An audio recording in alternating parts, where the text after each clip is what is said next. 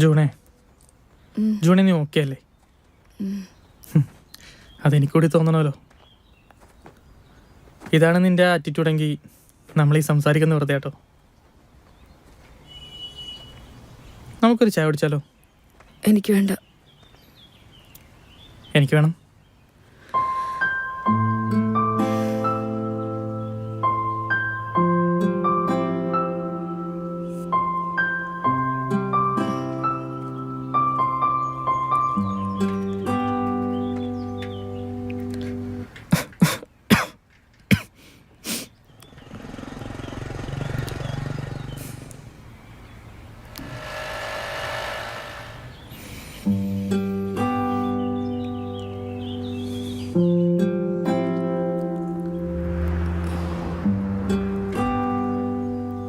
കുടിക്ക്.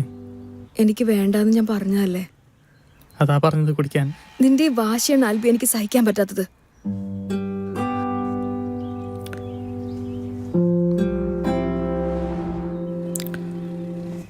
ജൂൺ, നീ mood off ആവല്ലേ? ഞാൻ പറയുന്നേക്ക്. നിനക്ക് ഓർമ്മയില്ലേ, പണ്ടൊക്കെ നമ്മൾ കാണുമ്പോൾ ഒന്ന് സംസാരിച്ചു തുടങ്ങാൻ തന്നെ എനിക്ക് ഭയങ്കര ബുദ്ധിമുട്ടായിരുന്നു. നീ അന്നേ സ്മാർട്ടാ. നിന്നെ കാണുമ്പോൾ ഉണ്ടാവുന്ന അതേ എക്സൈറ്റ്മെൻ്റ് ആയിരുന്നു നിന്നെ കേൾക്കാനും. നിനക്കാണേ സംസാരിക്കാൻ വിഷയങ്ങൾക്ക് ഒരു കുറവുണ്ടായിരുന്നില്ല. അന്നൊക്കെ നമ്മൾ ഷെയർ ചെയ്യുന്ന കാര്യങ്ങൾ സെയിം ആയിരുന്നു, ഒന്നൊഴിച്ച്. നിനക്ക് ക്രിക്കറ്റും എനിക്ക് ഫുട്ബോളും. എൻ്റെ ഫേവറേറ്റ് പ്ലേയേഴ്സ് എല്ലാവരും അവരുടെ ലൈഫിലെ ബെസ്റ്റ് ടൈമിലാണ് റിട്ടയർ ആയിരിക്കുന്നത്. അപ്പോഴൊക്കെ ഞാൻ ചിന്തിക്കാറുണ്ട് അവരെന്തുകൊണ്ടാണ് ഇത്ര നേരത്തെ പോകുന്നതെന്ന്. പക്ഷേ ഇപ്പം എനിക്ക് മനസ്സിലാവുന്നുണ്ട് അവരാ ചെയ്യുന്നതാണ് ശരി. കാരണം ഇവനൊരു റിലേഷൻഷിപ്പാണെങ്കിൽ തന്നെ വർക്കായില്ലെന്ന് കണ്ട അതതിൻ്റെ ഏറ്റവും ബെസ്റ്റ് ഫേസ് തന്നെ എക്സ്പയർ ആവുന്ന നല്ലത്. എന്നോട് ഇത് മാത്രമേ പറയാനുള്ളൂ.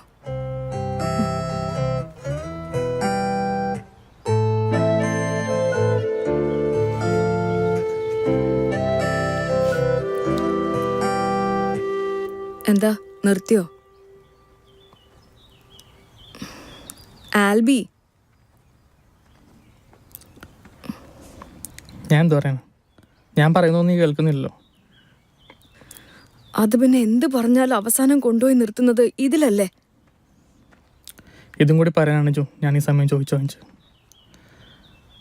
വെറുതെ സംസാരിച്ചിരിക്കാനാണേ എനിക്ക് ജന്മം മതിയാവില്ല. പക്ഷേ ഞാൻ ചോദിക്കേണ്ട കുറച്ച് കാര്യങ്ങളുണ്ട്. അതിനുള്ള നിൻ്റെ മറുപടി എന്താണെന്ന് എനിക്കറിയുകയും ചെയ്യാം.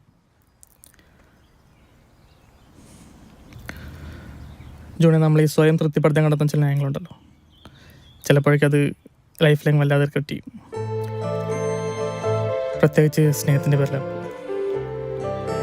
നേടാൻ ആഗ്രഹിച്ചത് പലതും ഇങ്ങനെ കൈയെത്തും ദൂരം ഉണ്ടായിട്ട് നീ അതെല്ലാം വേണ്ടെന്ന് വെക്കുമ്പോൾ, അല്ലെങ്കിൽ പിന്നീട് മതി എന്ന് പറഞ്ഞ് മാറ്റി വെക്കുമ്പോൾ എനിക്കുണ്ടാവുന്നതും ഇതേ റിഗ്രറ്റാണ്. അതിൻ്റെ കാരണം ഞാനാകുമ്പോൾ, എന്നെ സ്നേഹിച്ചു പോയി എന്നതിൻ്റെ ഒറ്റ പേരിലാകുമ്പോൾ അതിൻ്റെ പെയിൻ സഹിക്കബിളാടോ ഇപ്പം അനുഭവിക്കുന്നതിലും. ഞാൻ പറയുന്നതിന് കേട്ടുന്നില്ലേ? പോകുന്ന കാര്യമാണ്. പേപ്പർ വർക്ക്സ് എന്തെങ്കിലും പെൻഡിങ് ഉണ്ടെങ്കിൽ ഉടനെ തന്നെ കംപ്ലീറ്റ് ചെയ്ത് കാര്യങ്ങൾ ഫോർവേഡ് ചെയ്യണം. ലേറ്റ് ആക്കരുത്. ഇഷ്ടമുള്ളത് പഠിക്കാനും സ്വപ്നം കണ്ട സ്ഥലത്ത് ആഗ്രഹിച്ചതുപോലെ കരിയർ ബിൽഡ് ചെയ്യാൻ പറ്റുക എന്നൊക്കെ പറയുന്നത് അതൊരു ബ്ലെസ്സിങ് ആടോ. അതൊക്കെ വേണ്ടെന്ന് വെക്കാൻ നീ ഇനി എന്തൊക്കെ എക്സ്ക്യൂസസ് കണ്ടുപിടിച്ചാലും അതൊക്കെ നീ നിന്നോട് തന്നെ ചെയ്യുന്ന ഏറ്റവും വലിയ ഇൻജസ്റ്റിസാണ്. പക്ഷേ നിനക്കങ്ങനെ തോന്നുന്നില്ലെങ്കിൽ എനിക്ക് വേണ്ടി നീ പോകണം. ഇതെന്താ ഞാൻ മാത്രം? നമുക്ക് പോകാമെന്ന് പറഞ്ഞൂടെ? അങ്ങനെ പറച്ചടലിൽ നിന്നെ എനിക്ക് കിട്ടുമായിരുന്നേ ഞാനതിന് ശ്രമിക്കില്ല എന്ന് എനിക്ക് തോന്നുന്നുണ്ടോ? ഒരാശ്വാസത്തിനെങ്കിലും ഒരേസ പറഞ്ഞൂടെ? സ്വയം സമാധാനിക്കാൻ ഓരോന്ന് പറഞ്ഞു പറഞ്ഞ് അവസാനം കൂടുതൽ വിഷമാവും. നീ ഇപ്പോൾ ഇതൊന്നും ചിന്തിക്കണ്ട. പുതിയ സ്ഥലം, പുതിയ ഫ്രണ്ട്സ്, പുതിയ ജീവിതം. അവിടെ എൻ്റെ പ്രസൻസ് പോയിട്ട് എൻ്റെ ഓർമ്മകൾ പോലും ഉണ്ടാവരുത്. ബുദ്ധിമുട്ടാണെന്നറിയാം എനിക്കും. കുറച്ചൊക്കെ കഴിയുമ്പോൾ സ്വപ്നം കണ്ട കരിയർ നീ ജീവിച്ചു തുടങ്ങുമ്പോൾ ഈ തീരുമാനവും നിന്റെ സക്സസ് ആയിരുന്നു എന്ന് നീ മനസ്സിലാക്കും. ഈ സക്സസ് എന്ന് പറയുന്നത് കരിയറിൽ മാത്രം പോരല്ല ആൽബി, ലൈഫിലും വേണ്ടേ? നമ്മളെ സ്നേഹിക്കുന്നവരും കൂടെ ഇല്ലെങ്കിൽ പിന്നെ എന്ത് ജീവിതം ആൽബി? ഇതാണ് ഞാൻ പറഞ്ഞത്, നിന്നെ പറഞ്ഞിരിക്കാൻ പറ്റത്തില്ല. എന്തിന് നിൻ്റെ അടുത്ത് ന്യായങ്ങളുണ്ട്? നീ ചിന്തിക്കുന്നൊന്നല്ല ജോൺ ലൈഫ്. തുടക്കത്തിൻ്റെ ആവശ്യമൊന്നും മതിയാവില്ല ജീവിച്ചു തീർക്കാൻ. എന്തിനാ ഇങ്ങനെ ചിന്തിക്കുന്നത്? എല്ലാവരും ഓക്കെ അല്ലേ, പിന്നെ എന്താ? എല്ലാം ഓക്കെ ആകണം എന്ന് തന്നെയാണ് എനിക്കും. നല്ലത് സംഭവിക്കാൻ ആഗ്രഹിക്കുമ്പോഴും മനസ്സുകൊണ്ട് എന്തും നേരിടാൻ തയ്യാറാകുകയും ചെയ്താൽ കാര്യങ്ങൾ കുറച്ചുകൂടി ഈസി ആവില്ലേ? ഈ പ്രാക്ടിക്കലായിട്ട് ചിന്തിക്കാൻ പറയുന്നത് വെറുതെ ഒഴിവാക്കാൻ വേണ്ടി മാത്രം പറയുന്ന ക്ലീശയായിട്ട് കണ്ട. ഇത്തരം സാഹചര്യങ്ങളിൽ അങ്ങനെ ചിന്തിക്കണം. നാളെ ഒരു ദിവസം നമ്മൾ ഒറ്റയ്ക്കായാലും ലൈഫ് മുന്നോട്ട് പോയല്ലേ പറ്റൂ. മതി ആൽബി, നിർത്ത്. ഇങ്ങനെയാണെങ്കിൽ നമുക്ക് തിരിച്ചു പോവാം. ശരി, നമുക്ക് ടോപ്പിക് ഇട്ടേക്കാം. ശരിക്കും ശരിക്കും ഇനി നീ പറ. എന്ത്? The moment you felt that you are gonna share our life together. അത് ആൽബി നിനക്കെന്ന് പ്രപ്പോസ് ചെയ്തപ്പോ മനസ്സിലായില്ലേ? ഒരു സെക്കൻഡ് പോലും വൈകിയില്ലല്ലോ ഞാൻ എസ് പറയാൻ. ഓർമ്മയുണ്ടോ? പിന്നെ അത് മറക്കാൻ പറ്റുമോ?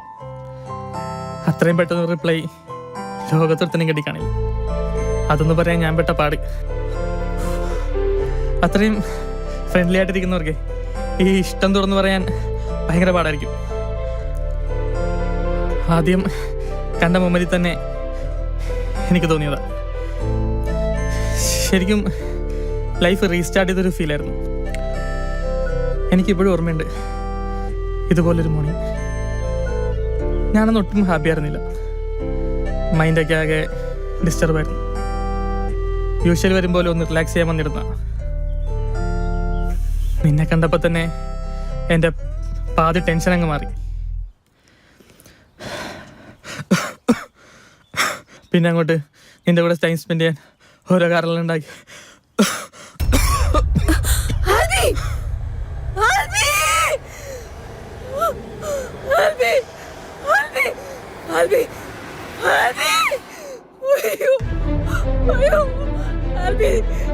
Stay with me.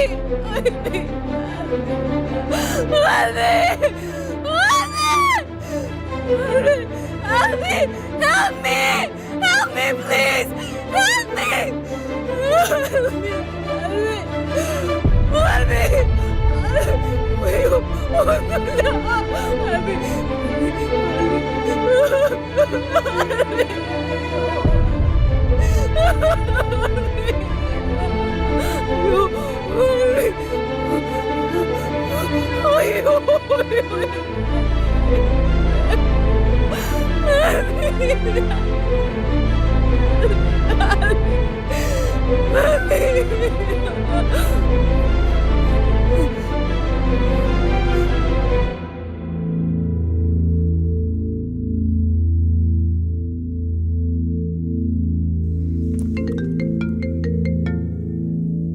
ജൂൺ,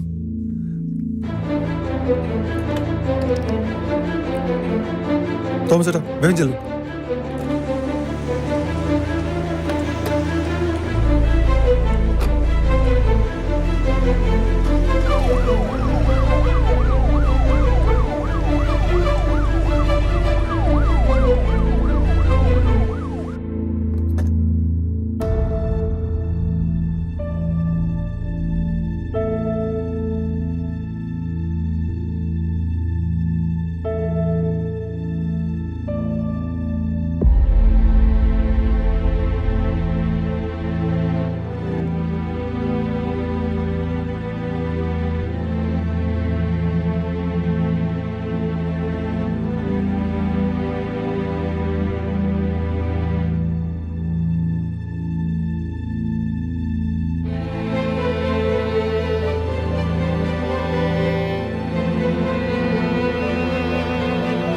ഇതിലിപ്പോൾ കണ്ണ് മാത്രമേ എഴുതിയിട്ടുള്ളൂ. നല്ലതെന്തെങ്കിലുമൊക്കെ ഉണ്ടെങ്കിൽ എടുത്തേക്കണം കേട്ടോ.